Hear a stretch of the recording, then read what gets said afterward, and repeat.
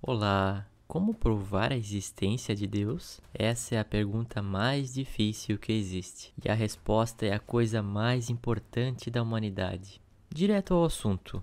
O que é uma prova para você? E esse é o primeiro passo. Se você chegar para um ateu e disser: "Eu vi Deus", Deus existe. O ateu vai lhe perguntar: você viu? Ou você teve uma experiência alucinógena, um mau funcionamento no cérebro naquele momento com hormônios, ou talvez alguma substância, ou talvez alguma coisa naquele momento interferiu na sua cognição.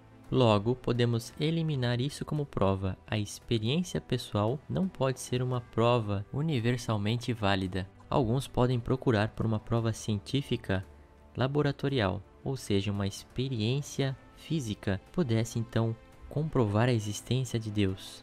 O problema é que o conceito de Deus ultrapassa o plano material, então nenhuma experiência laboratorial pode garantir a existência de Deus.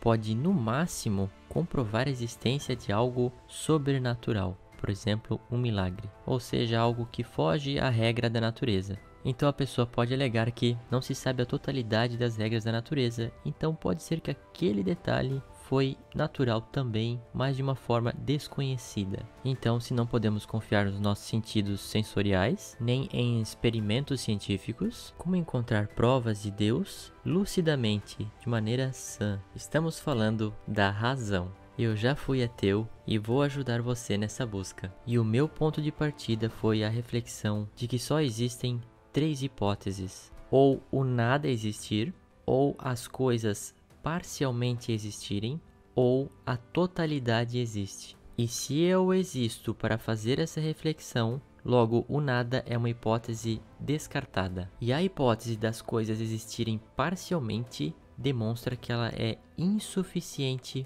para criar a si mesma. Vamos imaginar que somente uma moeda existe. Ela, em si mesma, não tem a possibilidade de criar-se a si mesma para estar ali. Ou seja, essa existência parcial é impossível porque ela é insustentável. E a existência de qualquer coisa começa a criar uma necessidade de expansão. Para existir, esse objeto precisa de leis, precisa de um espaço e precisa de várias outras necessidades que vão se ampliando. Então, mesmo se existir algo parcial, não quer dizer que seja limitado. Então, pode se expandir infinitamente, até alcançar a totalidade. Portanto, a existência parcial das coisas é potencialmente infinita. Então, não é possível afirmar que exista a possibilidade conceitual até dessa hipótese, existir algo parcial, se há a possibilidade da expansão desse parcial, ou seja, o infinito dentro do finito.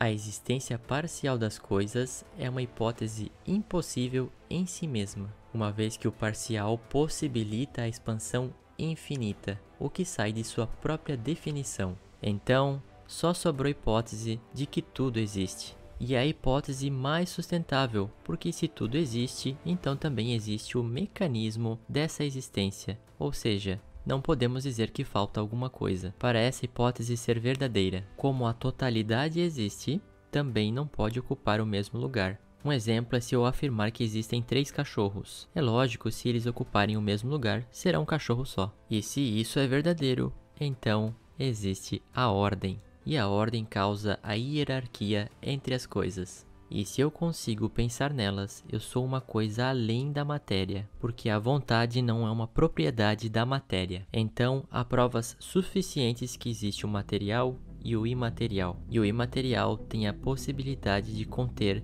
toda a potência criadora, já que a matéria só consegue ter a potência de se transformar a partir de um estímulo externo, que não é necessário no mundo imaterial.